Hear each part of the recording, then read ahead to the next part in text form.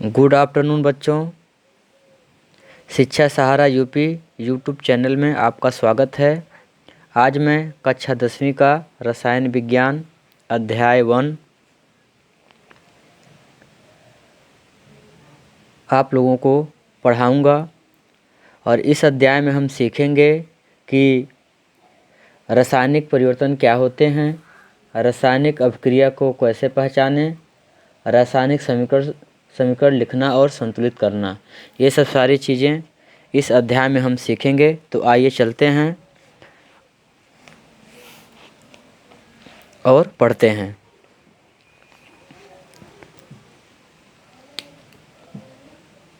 आपका पहला हेडिंग है रासायनिक परिवर्तन। चलिए आइए जानते हैं रासायनिक परिवर्तन किसे कहते हैं और समझते हैं। तो हेडिंग हम बनाते हैं रासायनिक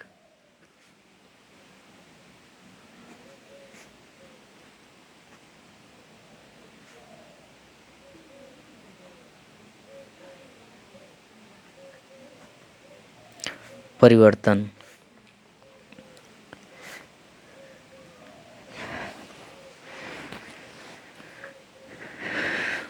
रासायनिक परिवर्तन किसे कहते हैं, तो आइए जानते हैं। जब किसी पदार्थ की प्रकृति जब किसी पदार्थ की प्रकृति और पहचान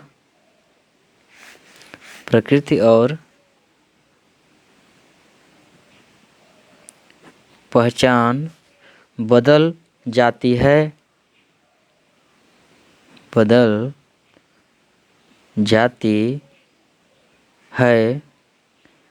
तो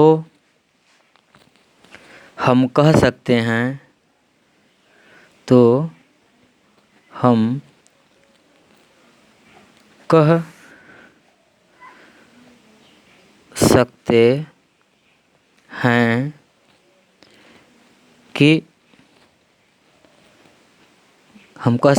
कि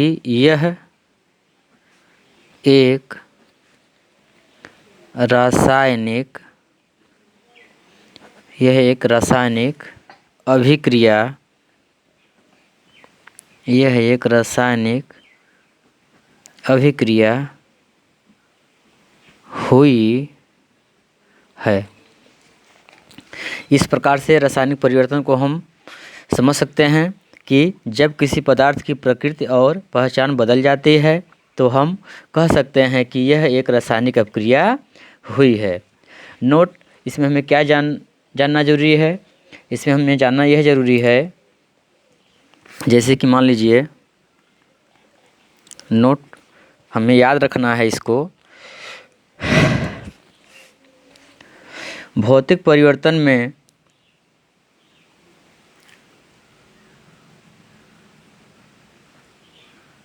भौतिक परिवर्तन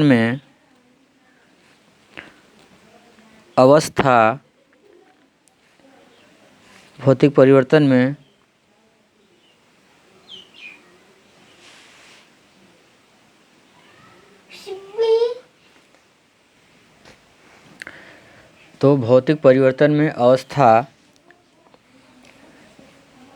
पदार्थ की अवस्था बदल जाती है। पदार्थ की अवस्था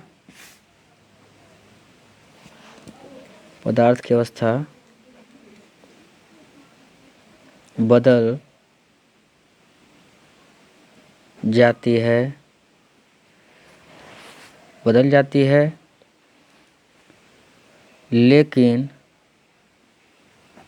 लेकिन कोई नया पदार्थ नहीं बनता है।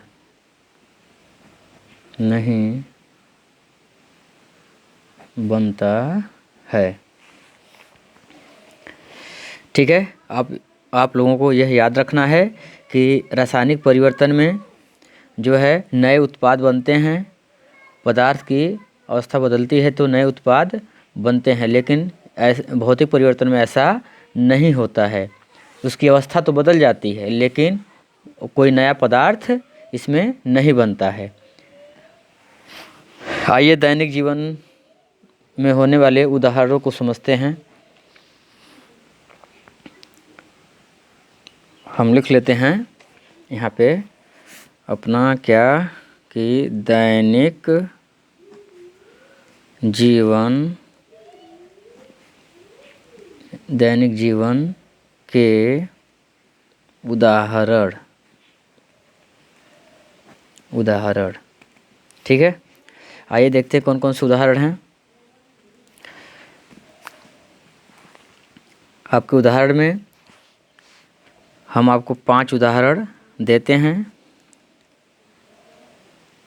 5 उदाहरण देते हैं और इन 5 उदाहरणों में आपका पहला है गर्मियों के दिनों में दही का खट्टा हो जाना। तो हम लिखेंगे इसमें गर्मियों में दही का खट्टा हो जाना। ठीक है, अगला है लोहे की कील पर जंग लगना। लोहे की कील पर जंग लगना।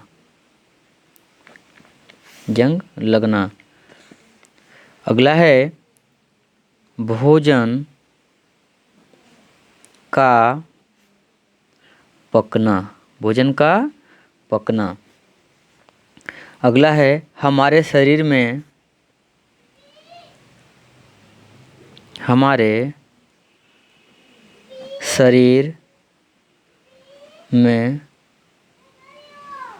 भोजन का पचना। और आगे है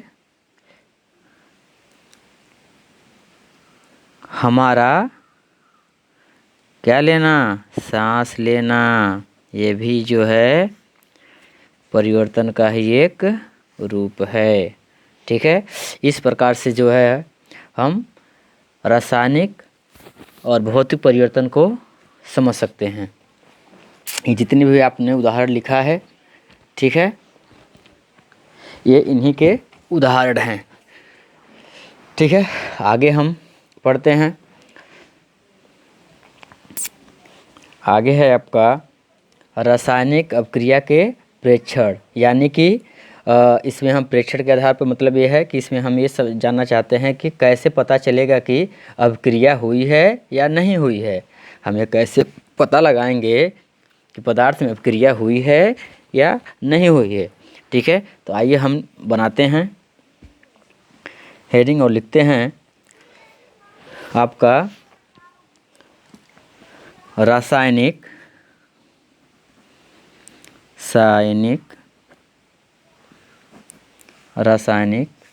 अभिक्रिया के प्रेक्षण।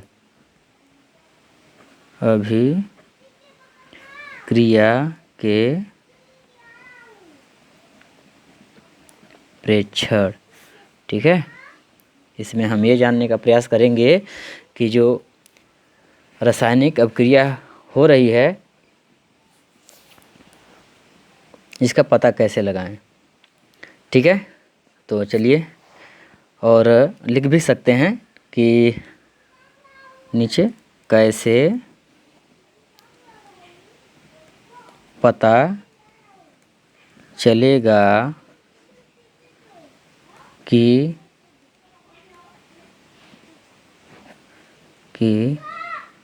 कैसे पता चलेगा कि अभिक्रिया हुई है। ठीक है, कैसे पता चलेगा कि अभिक्रिया हुई है। तो आइए हम समझते हैं। हम इन 4 में से कोई भी बदलाव देख सकते हैं। ठीक है, अगर ये 4 नियम में कोई भी बदलाव हो रहा है, इससे हम ये पता लगा सकते हैं कि इन समीकरणों में जो है रासायनिक अभिक्रिया हुई है या नहीं हुई है। ठीक है, तो आइए हम लिखते हैं। ठीक है, तो हम इसको लिख भी लेते हैं। क्या लिखते हैं? हम इन 4 में से कोई भी बदलाव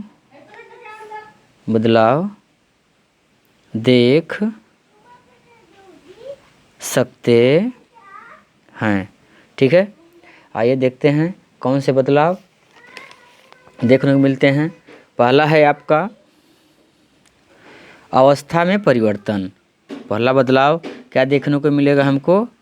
जो इसकी अवस्था है क्या होगी? बदल जाएगी, यानी कि अवस्था में परिवर्तन। ठीक है, आपका दूसरा क्या बदलाव देखने को मिलेगा हमें?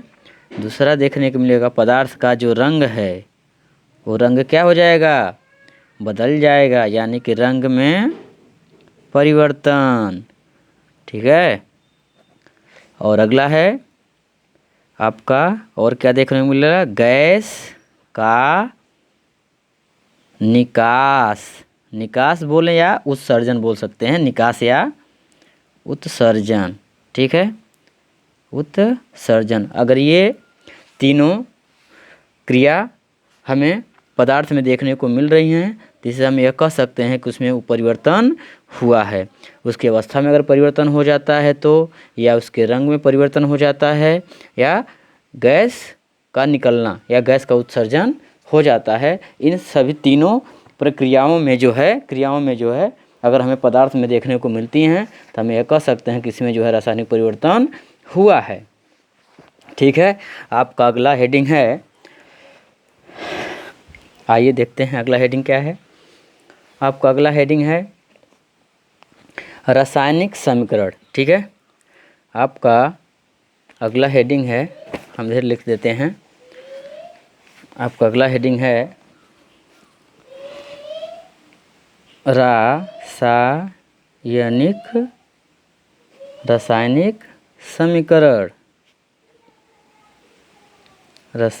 समीकरण। ठीक है, आइए जानते हैं कि यह रासायनिक समीकरण क्या होते हैं और कैसे कार्य करते हैं या लिखते हैं। ठीक है, रासायनिक समीकरण का लिखने का तरीका क्या है, आइए जानते हैं। हम रासायनिक समीकरण को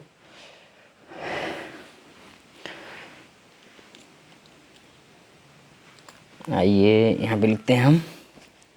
यहाँ पे हम लिख सकते हैं कि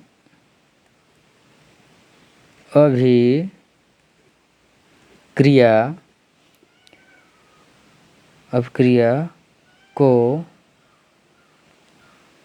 संक्षेप में लिखना। ठीक है, अपक्रिया रासायनिक समीकरण में हम लिखेंगे अपक्रिया को संक्षेप में लिखना। ठीक है, इसे हम जानेंगे कैसे इसे छोटे रूप में हम लिख सकते हैं। ठीक है, तो पहला तो है आपका शब्द समीकरण का अर्थ ये होता है कि शब्दों में लिखा जाए। ठीक है, सूत्र में न लिख करके, रासायनिक सूत्र में न लिख करके शब्दों में लिखा जाए। ठीक है, तो हम लिख सकते हैं शब्द समीकरण। ये शब्द समीकरण क्या होता है जानते हैं? शब्द समीकरण। ठीक है, शब्द समीकरण है, इसको हम लिखते हैं कि यह सबसे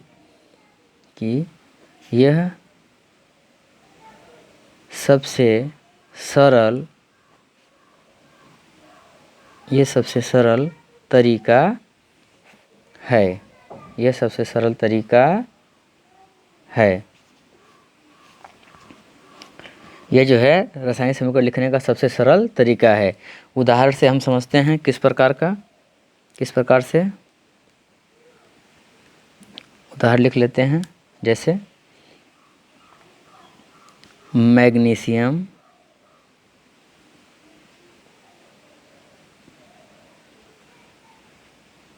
magnesium plus oxygen, magnesium plus oxygen, ये हम एरो लगाते हैं, क्रिया कराते हैं, ठीक है। तो ये बनेगा हमारा मैग्नीशियम प्लस ऑक्सीजन मिल करके ये हमारा बना लेगा मैग्नीशियम ऑक्साइड। तो ये बन जाएगा आपका मैग्नीशियम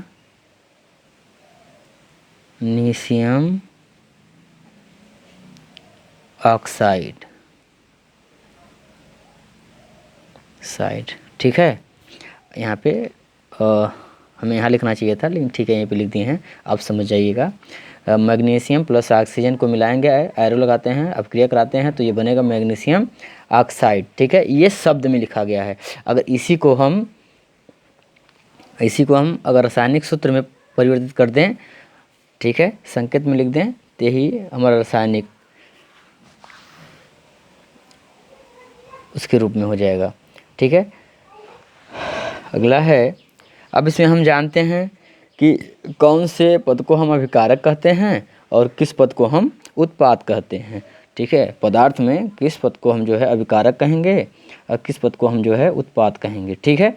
इसको आइए हम समझते हैं। यहाँ पे लिखते हैं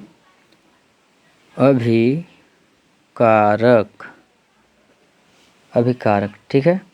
तो हम कह सकते हैं वे पदार्थ जिनमें रासायनिक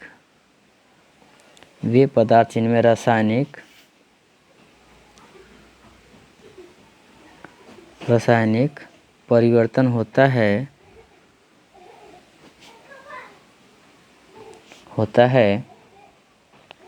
रासायनिक परिवर्तन होता है, उसी को हम LH साइड रहता है, LH साइड पर, ठीक है, ऐसे लिख सकते हैं इसको।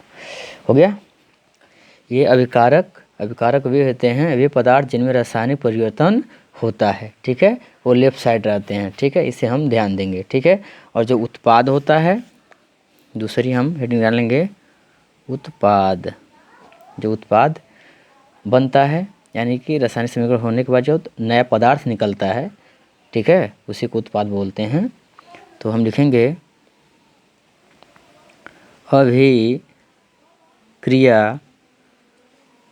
अभिक्रिया में बनने वाले नए पदार्थ, उन्होंने बताया ना कि जो अपक्रिया होने के बाद जो नया पदार्थ बनता है उसी को हम उत्पाद कहते हैं। तो ये लिखा जा रहा है अपक्रिया में बनने वाले नए पदार्थ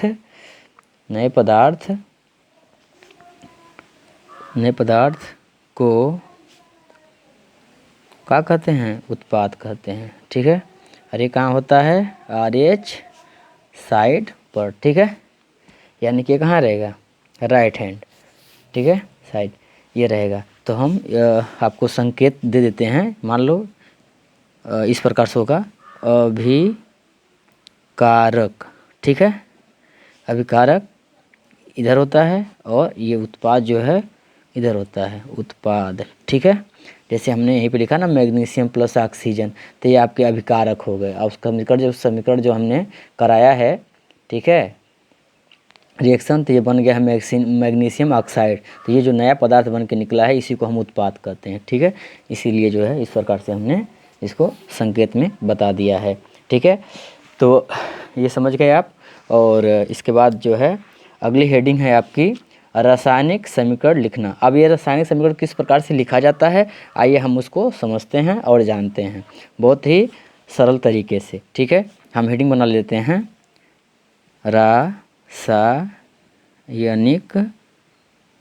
रासायनिक समीकरण, ठीक है, रासायनिक समीकरण लिखना, हेडिंग हमने बना लिया, रासायनिक समीकरण लिखना।